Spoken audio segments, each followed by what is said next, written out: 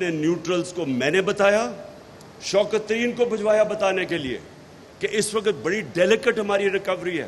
دنیا میں commodity super cycle آیا ہوا ہے۔ اس وقت اگر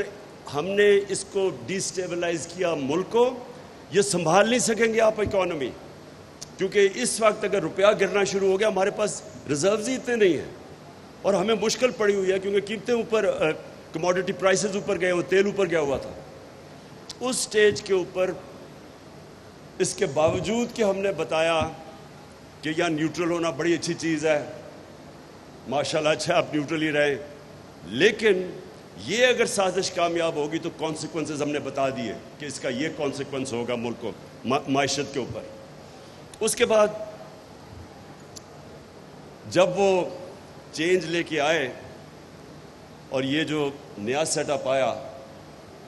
میں آپ سے نہیں، میں پہلے دن سے کہہ رہا ہوں، جب سے میری پہلی تقریر تھی جب میں پرائم منسٹر بنا، میں نے تب کہا کہ یہ سارے اکٹھے ہوں گے،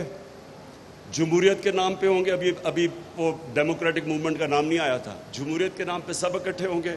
اور ایک ہی ان کا انٹرسٹ ہوگا کہ کسی طرح بلیک میل مجھے اتنا کرے کہ این آر او مل جائے۔ میں اب یہ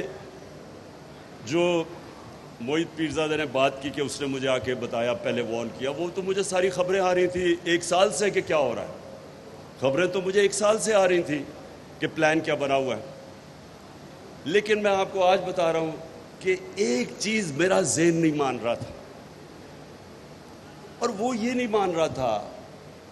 کہ کیا یہ شہباز شریف کو پرائم منسٹر بنا دیں گے؟ کیا آصف زرداری پھر سے اقتدار میں آ جائے گا؟ یعنی یہ میں اس لیے آپ کو کہہ رہا ہوں، دیکھیں جو بھی پاکستان کا سوچتا ہے، جس کے باہر اربوں ڈالر نہیں پڑے ہوئے، جس کا جینا مرنا اس ملک پہ ہے، تو وہ یہ سارے یہ سوال پوچھیں گے کہ وہ جو 30 سال سے 2 خاندان اس ملک کے اوپر مسلط ہے، میں نہیں کہہ رہا کہ انہوں نے یہ کتنے کرپٹ ہیں، آپ ان کے باہر کتنے اخباروں کے اندر ان کے اوپر آرٹیکلز آئے ہوئے ان کی کرپشن کے اوپر، انٹرنیشنل میں بات کر رہا ہوں، بی بی سی کی ڈاکیومنٹریز آئی ہوئی ہیں ان کی کرپشن پہ، ہم نے تو نہیں نکالی، کرپشن کے کیسز ان کے اوپر اتنے ہیں کہ آپ کو سمجھ نہیں آتی کس کیس کے اوپر بات کریں۔ جو این آر او 1 لیا انہوں نے، جو جنرل مشرف نے اتنا بڑا ظلم کیا اس ملک کے اوپر، میں نے سب سے زیادہ شور مچایا اس کے اوپر کہ وہ سرے محل جو آصف زرداری بار بار کہتا تھا کہ یہ ہمارا نہیں ہے، اور یہ انہوں نے کنٹیسٹ بھی کیس نہیں کیا جب پاکستانی گورنمنٹ نے انگلینڈ میں کیس کیا، وہ بیکیا اس کے پیسے پاکستان کو آنے تھے، $60 ملین پڑے ہوئے تھے سوئٹزرلینڈ میں، وہ پورا کیس میچور ہو گیا تھا، وہ پیسے پاکستان کو آنے تھے، این آر او دے کے وہ معاف کر دیا، وہ جو پاکستان کو وہ انہوں نے وہ بھی ہضم کر لیا۔ نواز شریف کا اتنا اوپن اینڈ شٹ کیس ہے حدیبہ پیپر مل کا، جس میں اسحاق ڈار کی کنفیشنل سٹیٹمنٹ ہے،